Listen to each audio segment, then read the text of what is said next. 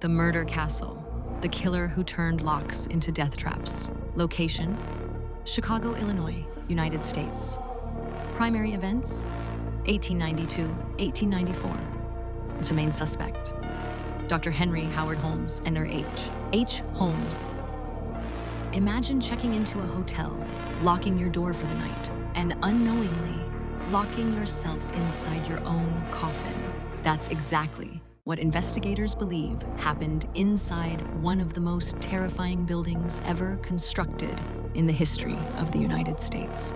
If I had stood outside that massive 3-story building on Chicago's South Side in the summer of 1893, nothing would have seemed unusual. Visitors from around the world were arriving for the world's Columbian Exposition, and hotels were filling to capacity. But behind the walls of one building, guests were walking into a carefully designed nightmare. Its owner was Dr. Henry Howard Holmes, a charming businessman with impeccable manners and an easy smile. To strangers, he appeared educated, trustworthy, and successful. Investigators would later discover that the building the public simply called the castle had been engineered with hidden passages, secret stairways, soundproof rooms, trapdoors, and doors that could be locked from the outside. Many historians believe Holmes's greatest weapon was not a knife or a gun. It was control. Witnesses later described guests entering rooms that were impossible to unlock from inside. Once the heavy steel doors closed, escape became nearly impossible. Some rooms, reportedly, had gas lines that Holmes could control from another location. Victims could be trapped without anyone outside hearing a scream.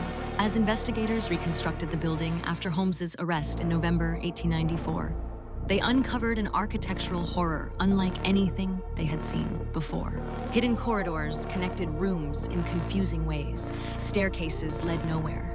Chutes descended into the basement. Large vaults, concealed chambers, and evidence of medical dissection were found throughout the structure. The basement revealed an even darker picture.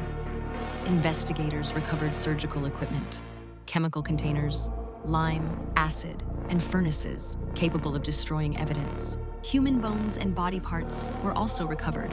Holmes had previously studied medicine, giving him anatomical knowledge that shocked investigators. Exactly how many people died remains one of history's greatest mysteries. Holmes confessed to 27 murders before his execution, but parts of his confession were demonstrably false. Modern historians estimate the true number of victims could range from fewer than 10 to well over 100, though no exact figure has ever been verified.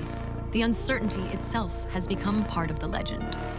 On May 7, 1896, H. Holmes was executed by hanging at Moyamensing Prison in Philadelphia, Pennsylvania. Even after his death, rumors spread that he had bribed officials and escaped execution, but no credible historical evidence supports those claims. Standing inside the remains of the murder castle today is impossible.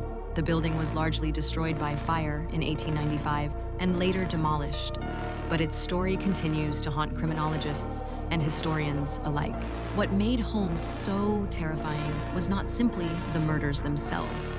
It was the planning. Every hallway, every hidden door, every lock appeared designed to remove hope before violence was ever necessary. Sometimes the most terrifying weapon isn't held in someone's hand. Sometimes it's the door that quietly locks behind you. Follow Dark Horror Evidence for more.